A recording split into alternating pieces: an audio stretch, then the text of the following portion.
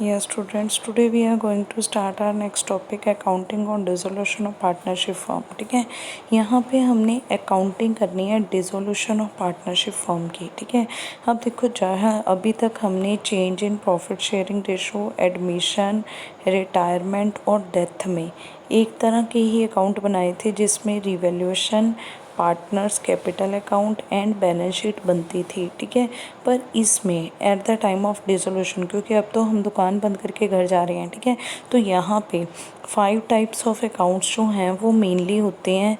ठीक है, जिसमें से आपने ज़्यादातर कौन से अकाउंट बनाने होते हैं? Realisation account, partners, capital account and bank account. ठीक है, ये 3 आप मेन अकाउंट बनाते चले जाते हो. ठीक है, अब देखो यहाँ पे हमने फर्स्ट ऑफ ऑल सबसे पहले कौन सा अकाउंट बनाना है? Realisation account. ठीक है, रियलाइजेशन अकाउंट क्यों बनाया जाता है? ताकि हम अपने सारे ही एसेट्स को कन्वर्ट कर दें इनटू कैश में. ठीक है, realisation account is prepared on the dissolution of firm. The purpose of preparing this account to close the book of account of dissolve firm. ठीक है, हमने बुक सारी क्या कर देनी है? क्लोज कर देनी है एंड डिटर्म गेन और लॉस. ठीक है, और ये देखना होता है कि हमें क्या प्रॉफिट हो रहा है या लॉस हो रहा है. ठीक है, अपने एसेट्स को पेड ऑफ करके, अपनी एसेट को रियलाइज करके और अपनी लाइबिलिटीज़ को पेड ऑफ करके. ठीक है, it is prepared by transferring of all assets except. अब आपने यहाँ पे फिक्टिशियस एसेट्स को कभी भी ट्रांसफ़र नहीं करना. ठीक है, कहने का मतलब ऑल टाइप ऑफ जो जनरल रिजर्व हैं, एक्यूमुलेटेड प्रॉफिट्स एंड लॉसेस हैं आपके. ठीक है, और नेक्स्ट उसके बाद आपके पास है इससे रिलेटेड टू अगर फिक्टिशियस एसेट है. ठीक है, फिक्टिशियस एसेट का मतलब आपके पास एडवर्टीजमेंट, सस्पेंस अकाउंट पड़ा है. ठीक है, या फिर P&L में कोई डेबिट बैलेंस पड़ा है. ये सारे ही रिलेटेड टू पार्टनर्स होते हैं. ये आपने कभी भी रियलाइजेशन में ट्रांसफ़र नहीं करने हैं. ठीक है, तो लोन टू द पार्टनर, अगर पार्टनर का लोन है, ठीक है, वो भी हमने रियलाइजेशन में ट्रांसफ़र नहीं करना. ठीक है, क्यों? क्योंकि रियलाइजेशन अकाउंट जो होता है, ठीक है, उसमें हमने जो एक्सटर्नल्स की, जो बाहर वालों की लाइबिलिटीज़ हैं, ठीक है, हमने उनको प्रेफरेंस देनी है. ठीक है, हमने अकॉर्डिंग टू सेक्शन 48 पढ़ा था कि हमने फर्स्ट प्रेफरेंस एक्सटर्नल को देनी है, एक्सटर्नल को पैसे देने हैं हमने लोन के. ठीक है, और फिर हमने इंटरनल को लोन पे करना है. ठीक है, और अगर बच जाएगा फिर कैपिटल में अपने पार्टनर्स को पैसे तब देने हैं. ठीक है, तो यहाँ पे सबसे पहले एक्सटर्नल का लोन पे करना है, तो वो कहाँ पे करेंगे? हम रियलाइजेशन अकाउंट में. ठीक है, और जो पार्टनर्स का लोन है, इंटरनल का लोन है, उसके लिए हम एक सेपरेट अकाउंट बनाएंगे पार्टनर्स का. ठीक है, जो रियलाइजेशन के बाद होगा. नेक्स्ट उसके बाद एक कैश और बैंक अकाउंट बनेगा to debit side of the account. ठीक है, जिसमें हमने जो भी हमारे एसेट्स हैं, ठीक है, जब बिक जाएंगे तो हमारे पास कैश आ जाएगी. ठीक है, वो in the way of cash और चेक दोनों ही आ सकते हैं. ठीक है, fictitious assets being losses are transferred to debit side of PA partners capital account. वो हमने पार्टनर से पैसा लेना है. ठीक है, अब देखो यहाँ पे इन्होंने बता रखा है कि जितने भी आपके एसेट होंगे, ठीक है, अब देखो जो हमारी ये बैलेंस शीट होती है, बैलेंस शीट में यहाँ पे हम सारे ही लाइबिलिटीज़ लिखते हैं और यहाँ पे हमारी एसेट्स आती हैं. ठीक है, अगर आपके पास क्वेश्चन में मान लो कि सन्ड्री एसेट्स पड़े हैं 3 लाख के, ठीक है, 3 लाख के एसेट हैं.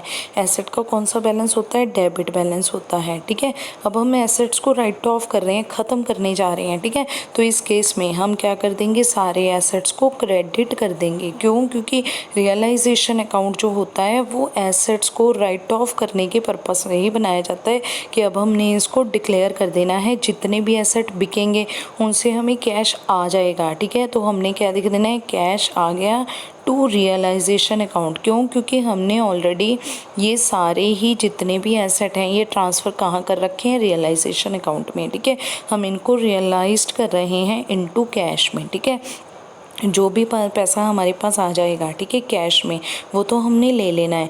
बाकी जितने भी एसेट जिनके बारे में कोई इन्फॉर्मेशन नहीं है, ठीक है, मान लो आपके पास बिज़नेस में एक फर्नीचर पड़ा है, एक बिल्डिंग पड़ी है, ठीक है, और एक मशीनरी पड़ी है आपके पास. ठीक है, बिजनेस में, ठीक है। आपने ये सारे ही एसेट जो हैं वो कहाँ पे ट्रांसफ़र कर देनी है, रियलाइजेशन अकाउंट में, ठीक है। हमने एंट्री क्या पास करनी है, realisation to furniture to building to machinery, ठीक है। अब जो हमारा फर्नीचर था वो 1 लाख का था, मशीनरी बिल्डिंग 2 लाख की थी और मशीनरी 3 लाख की थी। टोटल हमने 6 लाख रुपीज़ रियलाइजेशन में ट्रांसफ़र कर दिया, ठीक है। और बाद में क्या हुआ, हमारी जो बिल्डिंग है, ठीक है, वो बिक गई है मान लो 3 लाख में, ठीक है।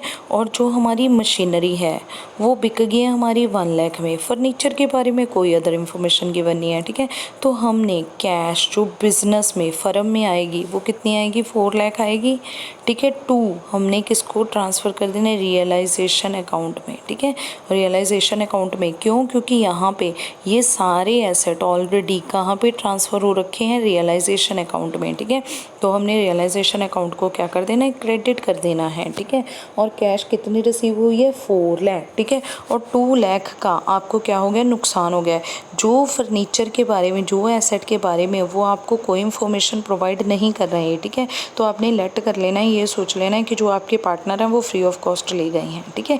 इसीलिए यहाँ पे कहते हैं for the closing of assets account, जब आप एसेट अकाउंट क्लोज करोगे तो एंट्री क्या कर रखी है, रियलाइजेशन टू वेरियस एसेट्स, ठीक है। नेक्स्ट उसके बाद है प्रोविजंस एंड रिजर्व्स, ठीक है। जिसकी भी आपने प्रोविज़न क्रिएट की होगी, ठीक है। जैसे कि आपने डेटर्स के ऊपर प्रोविज़न क्रिएट की रखी है, ठीक है। मान लो आपने डेप्रिसिएशन लगा रखी है किसी भी एसेट के ऊपर, ठीक है ना। प्रोविज़न फॉर डेप्रिसिएशन है, प्रोविज़न फॉर डाउटफुल डेट्स हैं, ठीक है। तो जैसे ही आपने डेटर्स को ट्रांसफ़र करना है रियलाइजेशन अकाउंट में, और जो आपके एसेट हैं वो तो किस साइड आ जाएंगे, डेबिट साइड आ जाएंगे, ठीक है। डेटर्स तो डेबिट साइड आ जाएंगे, और जो आपकी प्रोविज़न है वो आपने किस साइड लिखनी है, क्रेडिट साइड लिखनी है, ठीक है। क्यों, क्योंकि डेटर्स तो आपके एक्सपेंस हैं, पर जो प्रोविज़न है वो तो पैसे आपके बच गए हैं ना, ठीक है ना, आपके इनकम है। तो यहाँ पे ये प्रोविज़न जो है वो लायबिलिटी साइड आ जाएगी, ठीक है। प्रोविज़न का हमेशा ही कौन सा बैलेंस होता है, क्रेडिट बैलेंस होता है, ठीक है। अब हमने इसको क्या करना है, राइट ऑफ करना है, तो इसका डेबिट बैलेंस बना देना है, ठीक है। तो यहाँ पे इसकी एंट्री क्या हो जाएगी, when an asset is transfer to realisation account its corresponding provision of reserve existing in the liability side of balance sheet is transfer to realisation account, ठीक है। वो भी हमने क्या कर देना है, रियलाइजेशन में ही ट्रांसफ़र कर देना है, ठीक है। जैसे इस केस में आपको बता रखा है इन्वेस्टमेंट है, ठीक है। इन्वेस्टमेंट आपने, इन्वेस्टमेंट एसेट है, डेबिट बैलेंस होता है। अब जब रियलाइजेशन में ट्रांसफ़र होगी तो क्या हो जाएगा, क्रेडिट बैलेंस। इसी तरह से इन्वेस्टमेंट फ्लक्चुएशन रिजर्व का कौन सा बैलेंस होता है, क्रेडिट बैलेंस। लायबिलिटी है वो क्या हो जाएगी, डेबिट हो जाएगी, ठीक है। नेक्स्ट है अनदर एग्जांपल जो है वो डेटर की दे रखी है। देखो डेटर जो हैं वो क्या होंगे, रियलाइजेशन वो डेबिट हो जाएंगे, ठीक है ना, क्रेडिट हो जाएंगे, डेटर एसेट है, और इसी तरह से प्रोविज़न क्या हो जाएगी, डेबिट हो जाएगी। हम राइट ऑफ कर रहे हैं। फिक्टिशियस एसेट जो हैं वो पार्टनर से ले लेने हैं। पार्टनर से जो भी चीज़ हमने लेनी होती है वो डेबिट हो जाता है, और P&L का डेबिट बैलेंस और डेफर्ड रेवेन्यू एक्सपेंडिचर हमने क्या कर देने, क्रेडिट कर देने हैं, ठीक है। और यहाँ पे करंट अकाउंट्स ऑफ पार्टनर्स के, अगर कोई करंट अकाउंट बना रखा है वो आपने ट्रांसफ़र कर देना है कैपिटल अकाउंट में, और कैपिटल अकाउंट को क्लोज़ कर देना है। अगर तो at the end of the year partners को पैसे देने वाले हुए तो हम दे देंगे उनको, कैरी डाउन उनको कैश कर देंगे टू कैश, ठीक है। क्योंकि कैरी डाउन अब इसलिए नहीं करना क्योंकि हमने कौन सा नेक्स्ट ईयर उनका ब्रॉड डाउन करना है, उनको कंटिन्यू करना है। कैश करके हमने टू कैश करके उनके अकाउंट्स क्या कर देने, क्लोज़ कर देने हैं, ठीक है। नेक्स्ट है लोन टू द पार्टनर, ठीक है। अब हमने अपने पार्टनर्स को क्या देना है, लोन, ठीक है। लोन टू द पार्टनर, जो आपने लोन पार्टनर को दे रखा है अब आपने उनसे ले लेना है, ठीक है। जब भी आपने पार्टनर से कोई लोन लेना है, ठीक है, तो उसका अकाउंट डेबिट हो जाएगा, लोन अकाउंट क्या हो जाएगा, क्रेडिट हो जाएगा, ठीक है। तो यहाँ पे नेक्स्ट उसके बाद क्या है, फॉर द लाइबिलिटी। अब देखो नेक्स्ट उसके बाद क्या है, closing entries of liabilities account, ठीक है। अब हमने लाइबिलिटीज़ को भी क्लोज़ करना है जैसे हमने एसेट्स को किया था अपने सारे ही, ठीक है। अब देखो जो लाइबिलिटीज़ हैं उनका कौन सा बैलेंस होता है, क्रेडिट बैलेंस, ठीक है। जब वो अराइज होती हैं तो क्रेडिट होती हैं। अब हमने क्या करना है, रिटर्न ऑफ करना है, ख़त्म करना है इनको अपने बुक्स में से, ठीक है। और हमने किस में ट्रांसफ़र कर देना है इसको, रियलाइजेशन अकाउंट में, ठीक है। तो इनको जब ख़त्म करना है, जब वो आती हैं तो क्रेडिट होती हैं, अब ये जा रही हैं है सारी, तो क्या हो जाएंगी, डेबिट हो जाएंगी, ठीक है। और रियलाइजेशन अकाउंट में आपने इन सभी को क्या कर देना है, क्रेडिट कर देना है, क्योंकि यहाँ पे रियलाइजेशन अकाउंट बनेगा, ठीक है। और देखो इसमें आपने लाइबिलिटीज़ के केस में एक चीज़ को ध्यान रखना है, जैसे कि मान लो कि आपके क्वेश्चन में लाइबिलिटीज़ हैं, क्रेडिटर्स आपके पास क्वेश्चन में गिवन है 30,000 और बिल्स पेएबल हैं 20,000 और बैंक का लोन है 50,000, टोटल आपकी 1 लाख की लाइबिलिटीज़ हैं, ठीक है, जिसके बारे में क्वेश्चन में लिखा हुआ है पेड बिल पेएबल, ठीक है, बिल पेएबल्स पेड, ठीक है। अब उसने बिल पेएबल के बारे में इंफॉर्मेशन दे दी कि वो पे कर दी है, तो आप एंट्री क्या पास करोगे, रियलाइजेशन टू कैश, क्योंकि आपकी सारी लाइबिलिटीज़ कहाँ ट्रांसफ़र हो चुकी हैं, रियलाइजेशन में, तो आपने उसी का नाम देना रियलाइजेशन टू कैश, ठीक है। आपने कितने पैसे दे देने हैं, 20,000, क्योंकि इसके बारे में हमारे पास इंफॉर्मेशन है, ठीक है। पर इन दोनों के बारे में हमारे पास कोई इंफॉर्मेशन नहीं है, ठीक है, कि ये लाइबिलिटीज़ उसने पे की हैं या नहीं की। तो ये आपका पहला फ़र्ज़ बनता है कि आपने, ठीक है, ये ऑब्लिगेशन है बिज़नेस की टूवर्ड्स आउटसाइडर्स कि उसने पहले ये पैसे देने ही देने हैं, ठीक है। क्रेडिटर्स को भी पे करने हैं, रियलाइजेशन टू कैश, ठीक है, और आपने ये पैसे बैंक को भी पे करने हैं, रियलाइजेशन टू कैश, ठीक है। ये आपने क्रेडिटर्स को 30,000 रुपये दे देने हैं और अपने जो बैंक है उसको 50,000, टोटल आपने 80,000 रुपीज़ पे करने हैं, ठीक है। ये फर्म की ऑब्लिगेशन है, ये उसने देनी है, ये रिस्पॉन्सिबिलिटी है आपकी, ठीक है। आपका क्वेश्चन चाहे बोले चाहे ना बोले, अगर आप नहीं दोगे तो आज तो ये क्रेडिटर्स आपकी दुकान के बाहर खड़े हैं, कल आपको कोर्ट में ले जाएंगे ये, ठीक है ना। तो इसी तरह से ये आपने ये जो अपनी रिस्पॉन्सिबिलिटी है वो पूरी करके ही अपनी दुकान बंद करनी है, ठीक है। अब देखो जैसे कि हमने पहला केस देखा था, पहले में हमने फर्नीचर के बारे में कोई इन्फॉर्मेशन नहीं थी, तो हमने ये लेट कर लिया कि जो हमारा पार्टनर है वो फ्री ऑफ कॉस्ट ले गया, ठीक है। पर लाइबिलिटी के केस में हमने ये कभी भी नहीं सोचना, ठीक है। ये लिखा है liability to outside means liability which firm has to pay to outsider such as creditors, bill payable, bank, overdraft, employ provident fund, ठीक है, loan of the partner spouse, ठीक है, या फिर उसके जो पार्टनर है जैसे कि मिस्टर ए है, ठीक है, उसका अगर स्पाउस मिसेस ए ने भी लोन दिया है तो वो भी क्या है, एक्सटर्नल है। उन सभी को आपने लाइबिलिटीज़ हैं टूवर्ड्स आउटसाइडर्स, ठीक है, तो आपने इनको फर्स्ट प्रेफरेंस देनी है क्योंकि ये सारे ही कौन हैं, एक्सटर्नल्स हैं, ठीक है। और इन सभी की लाइबिलिटीज़ कहाँ पे आ जाएंगी, रियलाइजेशन अकाउंट में आएंगी, ठीक है। इंपॉर्टेंट पॉइंट्स क्या हैं कुछ लाइबिलिटी के बारे में, फर्स्ट क्या है, liability to third party do not include accumulated profits नहीं आएंगे क्योंकि ये पार्टनर का पैसा है, उन्हीं को मिलेगा। Reserves, credit balance of P&L, ठीक है, ये सारा ही पार्टनर किन का पैसा है, पार्टनर्स का है, और पार्टनर्स के कैपिटल अकाउंट में ट्रांसफ़र कर देना है क्योंकि पार्टनर्स को देने वाला पैसा है, इसलिए हम पार्टनर के अकाउंट में क्या कर देंगे, क्रेडिट कर देंगे। नेक्स्ट है loan by the partners account, ठीक है, अगर लोन बाय द पार्टनर है, ठीक है, पार्टनर ने दिया है तो loan by the partner are not transfer to realisation account, ये भी नहीं आएगा। क्यों, क्योंकि लोन जो पार्टनर ने जो लोन दिया है वो क्या है, फर्म की इंटरनल लाइबिलिटी है। पार्टनर कौन है, पार्टनर फर्म का इंटरनल है, ठीक है, तो उसके लिए हमने एक अलग से अकाउंट बनाना है। क्यों अलग से अकाउंट बनाना है, क्योंकि अगर एक्सटर्नल को पैसे देने के बाद बच गए तब हमने अपने इंटरनल को पैसे देने हैं, अगर वहाँ पे ही पैसे ना बचे तो इसे पैसे नहीं दिए जाएंगे, ठीक है ना। तो इसीलिए इसको अलग से अकाउंट में दिखाया जाएगा हमेशा ही, लोन के अकाउंट को। नेक्स्ट है लाइबिलिटीज़ ड्यू टू पार्टनर्स, ये क्या होते हैं, पार्टनर्स के कैपिटल अकाउंट, ठीक है। सबसे पहले हमने लाइबिलिटीज़ देनी है एक्सटर्नल को, फिर उसके बाद इंटरनल का लोन देना है, अगर पैसे बच गए तो फिर लास्ट में हमने क्या बनानी है, कैपिटल और पार्टनर्स को पैसे दे देंगे, ठीक है। तो और also not liability to outsiders and not transfer to realisation account में पार्टनर्स का कैपिटल अकाउंट भी नहीं आता। तो हमने ये सीखा कि रियलाइजेशन अकाउंट जो होता है उसमें क्या आता है, उसमें सिर्फ हमारे एक्सटर्नल से रिलेटेड टू, ठीक है ना, ट्रांजैक्शंस आती हैं, ठीक है ना। इसमें हम all type of assets transfer करते हैं, लाइबिलिटीज़ ट्रांसफ़र करते हैं, फिर उनको रियलाइज़ करते हैं, कैश में कन्वर्ट करते हैं, ठीक है ना। अब देखो यहाँ पे ये जो हमारा रियलाइजेशन अकाउंट होता है इसमें भी ये ये जो रियलाइजेशन अकाउंट होता है इसमें नॉमिनल्स के ही रूल्स अप्लाई किए जाते हैं, debit all expenses and losses, credit all incomes and gains, ठीक है।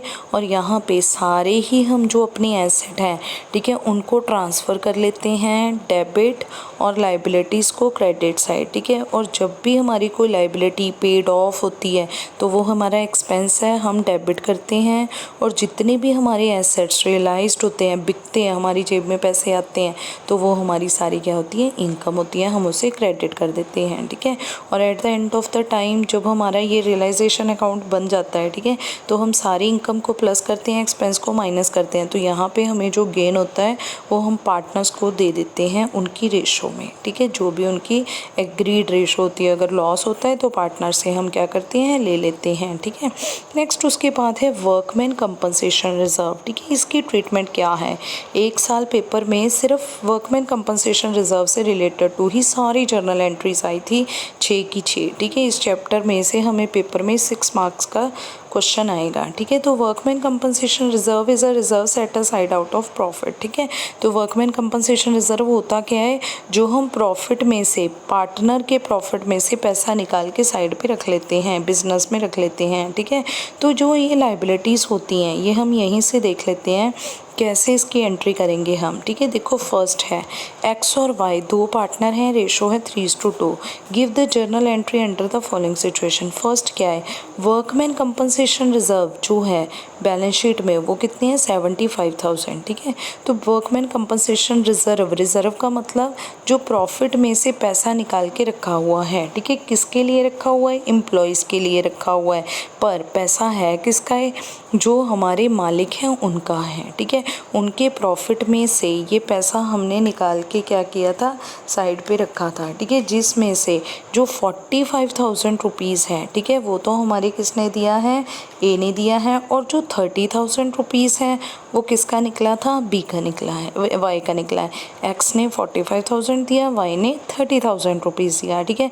दोनों ने मिला के अपने रिजर्व में पैसा रख लिया in the way of workman compensation reserve.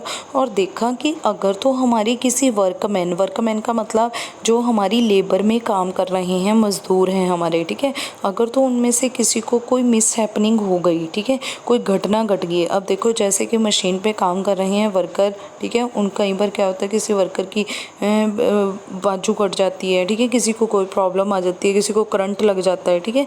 तो फिर बिजनेस को उसको क्या करना पड़ता है, क्लेम देना पड़ता है, क्योंकि काम करते करते उनको प्रॉब्लम आ गई है, ठीक है।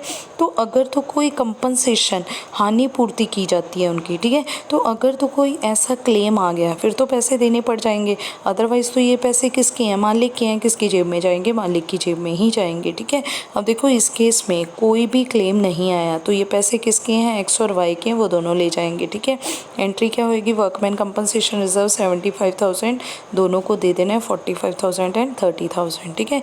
नेक्स्ट है workman compensation reserve, balance sheet में तो 60,000 का है, पर लाइबिलिटी अराइज होगी 35,000 की, ठीक है। अब याद रखना है कि हमने कौन सा अकाउंट बनाना है, रियलाइजेशन अकाउंट बना रहे हैं, ठीक है। और रियलाइजेशन अकाउंट में हमने लाइबिलिटीज़ को क्या करना है, ट्रांसफ़र करना है, रिटर्न ऑफ करना है। अब इसमें से हमारी लाइबिलिटी कितनी है, सिर्फ 35,000 की है, ठीक है। तो हम सिर्फ 35,000 की लाइबिलिटी ही जो है वो ट्रांसफ़र करेंगे, राइट ऑफ करेंगे, ठीक है। बाकी जो बच गए हैं, ठीक है, अब देखो हमारे पैसे कितने थे टोटल, 60,000, ठीक है। 60,000 में से लाइबिलिटी अराइज कितनी हुई है, 35, और जो 25,000 है वो बच गए हैं, वो किन के हैं, पार्टनर्स के हैं, ठीक है।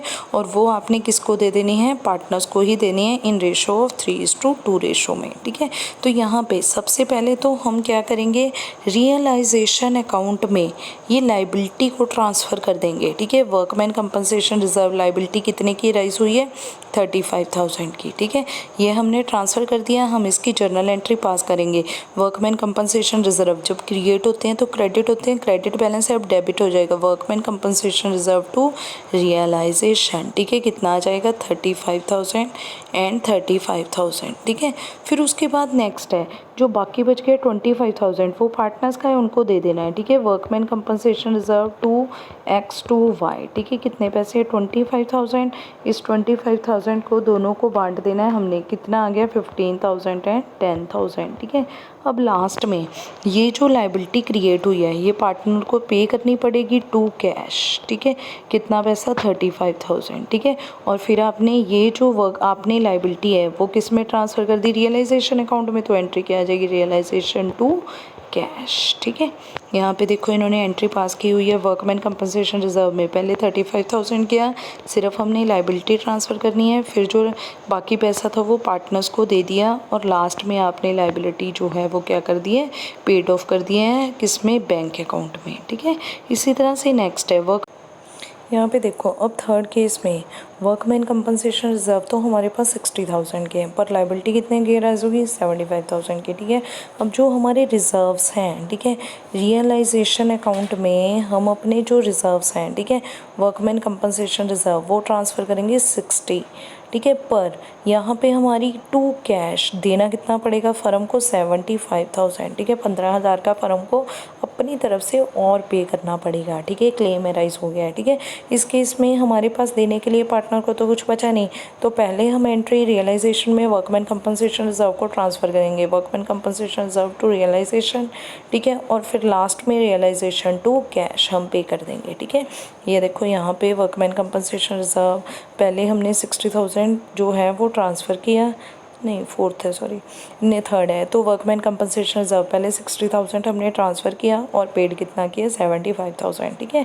अब देखो नेक्स्ट केस में वर्कमैन कंपनसेशन रिजर्व कितना है? 60, और लाइबिलिटी भी 60 की आ गई, ठीक है। तो हमने सारा वर्कमैन कंपनसेशन रिजर्व पहले ट्रांसफ़र कर देना है 60, और पेड ऑफ कितना कर देना है? 60 का 60। पार्टनर्स को देने के लिए कुछ भी नहीं बचा, ठीक है। अब देखो वर्कमैन कंपनसेशन रिजर्व नील है, हमने वैल्यू कुछ भी नहीं ओपन किया हुआ, लाइबिलिटी राइज होगी 75,000 की, ठीक है। तो हमारे पास अगर वर्कमैन कंपनसेशन रिजर्व में कोई पैसा है ही नहीं है, लाइबिलिटी है ही नहीं है, तो फिर हम कुछ भी नहीं ट्रांसफ़र करेंगे, ठीक है। पर यहाँ पे हमारे पास जो पैसे हैं वो जेब से तो जाएंगे ना, पार्टनर उसकी रियलाइजेशन तो होगी। रियलाइजेशन का मतलब कैश में तो जाएंगे, तो रियलाइज्ड तो करना पड़ेगा हमें से। कितने पैसे हैं? 15,000 रुपये, ठीक है। तो यहाँ पे ये जो 15,000 रुपये हैं ये आपकी जेब से तो जा रहे हैं, ये देखो रियलाइजेशन टू कैश, ठीक है। पर वर्कमैन कंपनसेशन रिजर्व ट्रांसफ़र करने के लिए रियलाइजेशन में हमारे पास कुछ भी नहीं है, ठीक है। ये बात याद रखनी है कि हमने अपने रिजर्व जो हैं वो हमेशा ही ट्रांसफ़र करने होते हैं रियलाइजेशन अकाउंट में, ठीक है।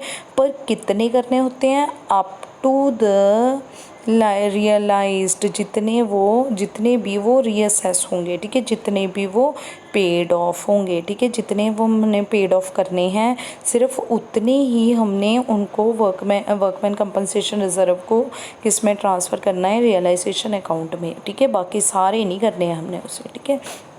बाकी हम नेक्स्ट वीडियो में देखेंगे। Thank you.